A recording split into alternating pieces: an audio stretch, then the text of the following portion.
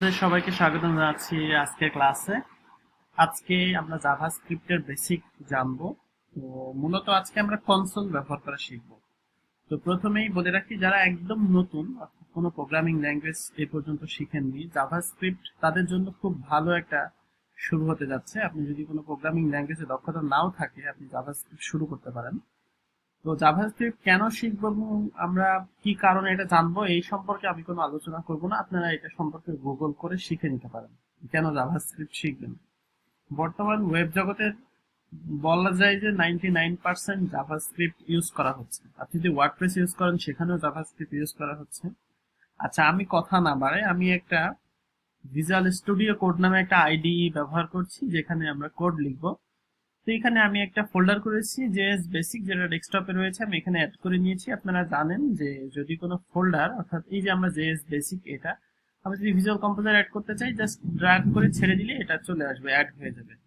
তো এখানে আমাদের একটা ফাইল রয়েছে স্ক্রিপ্ট জেএস, যেখানে কিছু নাই, আর ইন্ডেক্স এইচটিএমএল, যেখানে আমরা কোড লিখবো। এখানে একটা বেসিক কোডের স্ট্রাকচার রয়েছে যেখানে আমরা কোড লিখবো।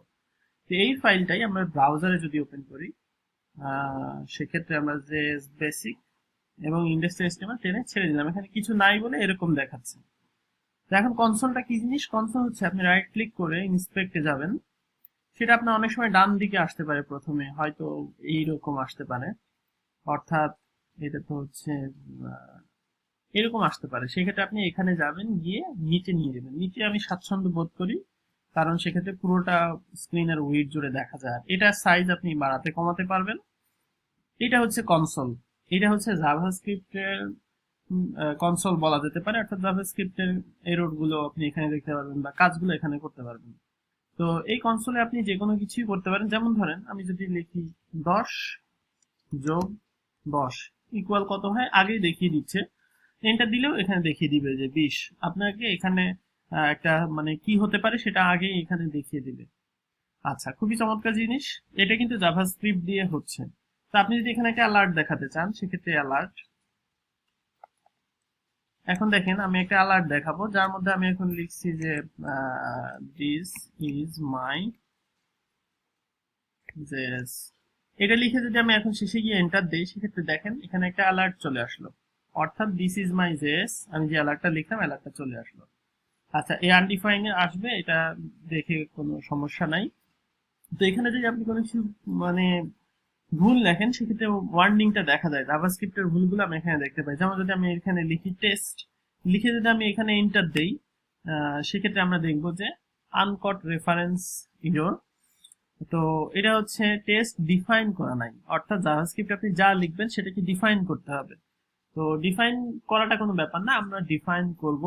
তো এখানে আপনারা দেখতে পাচ্ছেন জাভাস্ক্রিপ্ট আমি কাজ করতে পারছি। আর এখন আমরা এটাকে ক্লিয়ার করে দিব, অর্থাৎ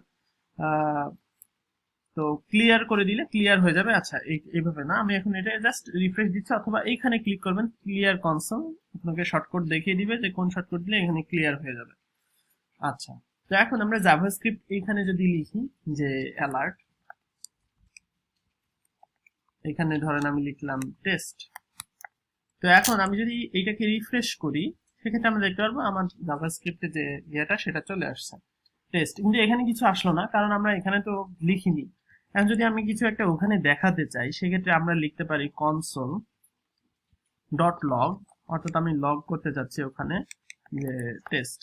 এখন যদি আমি এখানে রিফ্রেশ দেই, সেক্ষেত্রে আমরা দেখতে পারবো টেস্ট, অর্থাৎ আমরা কনসোলে কিছু একটা দেখতে চাচ্ছি। অনেক সময় আমরা জাভাস্ক্রিপ্টের ফাংশনের আউটপুটটা কি আসবে সেটা যদি দেখার জন্য খুব সহজে আমরা কনসোল লগটা ব্যবহার করতে পারি, এবং আমরা এই কনসোল লগের ফাংশনটা কোথা থেকে আসছে সেটা আমরা দেখতে পারি এখান থেকে। খেয়াল করেন, এখানে স্ক্রিপ্ট জেএস 1, অর্থাৎ লাইন নাম্বার 1 থেকে এটা আসছে। ঠিক একইভাবে আপনি যদি একটা ভুল করেন বা কোনো কিছু একটা যদি লেখেন, যে এটাই ধরেন আমি এখানে লিখলাম, তো এখানে যদি আমি একটা ভুল করি, কোনো কিছু একটা, এখানে আমি ধরেন একটা জিনিস আমি ভুল লিখে দিলাম, সেক্ষেত্রে আমি যদি এখানে রিফ্রেশ করি, সেক্ষেত্রে আমাকে এখানে বলে দিচ্ছে যে 6 নাম্বার এখানে কনসোল এটা হচ্ছে ডিফাইন করা হয়নি, এবং এখানে আমরা দেখতে পাচ্ছি, এবং এখানে ক্লিক করলে আমরা এই ফাইলটা পুরো লোড করব এবং আমাকে সেই লাইন নম্বরে নিয়ে যাবে। তো এটাই হচ্ছে কনসোলের ব্যবহার। এই কনসোলের ব্যবহার থেকেই মূলত আমরা জাভাস্ক্রিপ্টের অন্যান্য কাজগুলো আমরা জানবো। তো আজকে পর্যন্তই, সবাই ভালো থাকবেন। আল্লাহ হাফিজ।